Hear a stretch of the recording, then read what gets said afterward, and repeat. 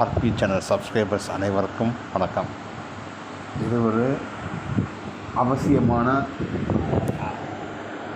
ஒரு விழிப்புணர்வு மெசேஜ், விழிப்புணர்வு வீடியோ இல்லை ஆடியோ எதுவும் வச்சுக்கோங்க. அது அவங்கவுங்களுடைய பார்க்குற கண்ணோட்டம்.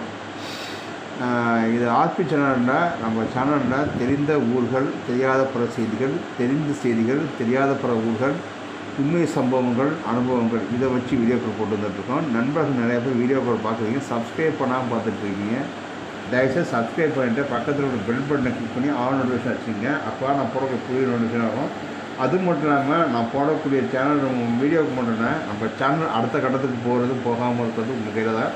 தயவுசெய்து நான் கேட்குற ஒரு விஷயம் சப்ஸ்கிரைப் பண்ணிவிட்டு பக்கத்தில் இருக்கிற பெல் பட்டனை கிளிக் பண்ணி ஆல் நோட்டிஃபிகேஷன் வச்சுங்க. அப்போ தான் நான் போடக்கூடிய புதிய வீடியோக்கள் சரி நம்ம சேனல் வரக்கூடிய சேனல், நடந்து வரக்கூடிய சேனல், இதை ஆதரித்து உங்களுடைய கையில் தான் இருக்குது, இது உங்களுடைய சேனல் அப்படின்னு சொல்லிட்டு நான் வீடியோ கூட போகிறேன்.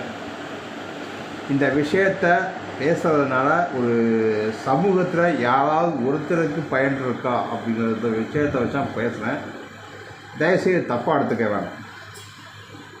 இன்றைக்கி உலகத்தைக்கு இந்தியா முன்னுதாரணமாக இருக்குன்னு சொல்லிட்டு மாறு தட்டிக்கிட்டு இருக்கோம். விண்வெளியில் பல ஆராய்ச்சிகள் நடந்துகிட்டு இருக்குது. பல தரப்பட்ட ஒரு பல நாடுகளுக்கு இன்றைக்கி யோசனைலாம் சொல்லிகிட்டு இருக்கோம். அதுலேயும் குறிப்பிட்டால் மருத்துவம் கட்டமைப்பில் இந்தியா வல்லரசாக நோக்கி, அது உலகத்தில் இருக்கக்கூடிய எல்லா நாடுகளுக்கும் மருந்தகம் இந்தியாங்கிற நிலைமைக்கு கொண்டு வந்துட்டுருக்கோம். ஆனால் இங்கே இருக்கக்கூடிய சில முக்கியமான விஷயம் பார்த்திங்கன்னா பசி.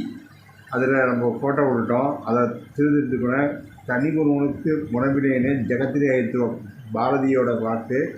அது வாக்கில் எந்த அளவுக்கு உண்மை இருக்குங்கிறதான் இப்போ இருக்க நிறைய பேர் சொல்கிறேன்.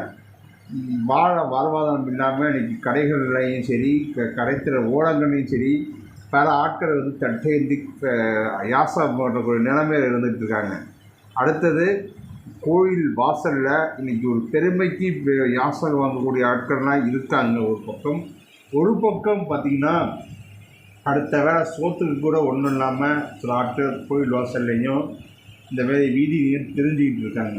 அதை நம்ம என்ன பண்ண போகிறோம் அப்படிங்கிறத யோசிச்சு பண்ணுங்கள்.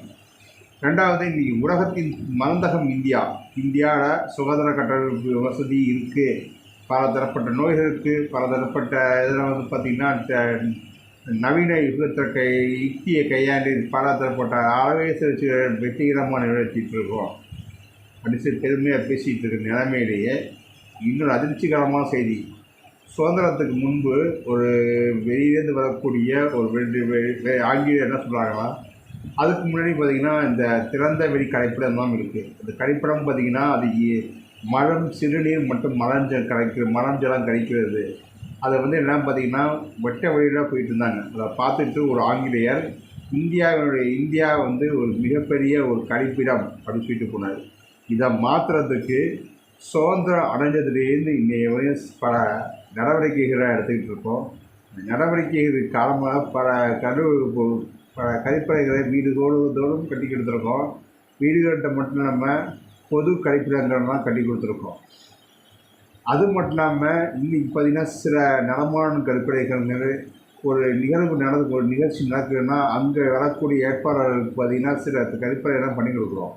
அப்புறம் பார்த்திங்கன்னா அந்த பகுதியில் இருக்க கோரிக்கைகள்னா ஒரு சில சின்ன கழிப்பறை, நவீன யுகத்தில் சில கழிப்பறையெல்லாம் முளைக்கும். அதை திறந்து வச்சுட்டு போனதோடு அவ்வளோதான். அதுக்கப்புறம் அது எந்த அரசாங்கமாக இருக்கட்டும், அந்த அரசாங்கத்தில் இருக்கக்கூடிய அரசாங்கம் பெருசாகனா அரசாங்கத்தை வேலை பார்க்கக்கூடிய ஊழியர்களை அதை பெருசாக கண்டுக்க மாட்டாங்க. அதனால இன்றைக்கி பல சுகாதார பொது கழிப்பறை இன்றைக்கி கேள்விக்குறியாக இருக்குது. எங்கே போய் முடிய போகுதுன்னா அவசரத்துக்கு ஒதுங்கிறதுக்கு நிலைமை இல்லை. அதனால தான் இப்போ திருப்பி பழையபடி உலகத்தில் இருக்கக்கூடிய பெரிய கழிப்படம் இந்தியாங்கிற பேர் வரணுமா அப்படிங்கிறதை உணர்ந்து ஒவ்வொருத்தரும் செயல்படுத்தா போகும். இதை ஒரு ஆதாங்க பதிவாக போடுறேன். இப்போ இருக்கக்கூடிய கைவினைகள், அது கட்டட கழிப்பறையாக இருக்கட்டும், இதை பொருட்கழிப்பறையாக இருக்கட்டும், மக்களுக்கு என்ன வேணுமோ அதை உணர்ந்தான் பண்ணணும். அதை விட்டுட்டு நான் கழிப்பறை கட்டி கொடுத்துட்டேன் அப்படின்னு சொல்லிட்டு சொல்ல, கழிப்பறை கட்டி கொடுக்குறீங்களே, நான் பெருமையாக சொல்கிறக்கூடிய இடத்துல கழிப்பறை கட்டி கொடுத்து அதில் இருக்கக்கூடிய இடத்துல, ஏன்னா இப்போலாம் பார்த்திங்கன்னா மக்கள்கிட்ட விழிப்புணர்வு வெளியில் போய் இப்போ நம்மளுடைய மாணவர்கள் பார்த்த போடுமா, ரெண்டாவது சுகாதார கேள்வி ஏதாவது வரணுமா அப்படின்னு கேட்டிங்கன்னா, பொது கழிப்பிடம் இருக்கா அப்படிங்கிறத பார்க்கணும். அதுக்கு கட்டண கழிப்பிடங்கள் இருக்கா பார்க்கணும். இந்த பொது கழிப்பிடத்தில் நடக்கக்கூடிய தவறுகள் என்னென்னா, அங்கே வேலை பார்க்கக்கூடிய சுகாதார பணியாளர்கள் சரியான விஷயத்தில் ஒரு இது கொண்டு போகிறதில்ல. அதனால் நீ பல கழிப்பறைகள் மூடியே கிடக்கு. சரி, இதுதான் இப்படி இருக்குன்னா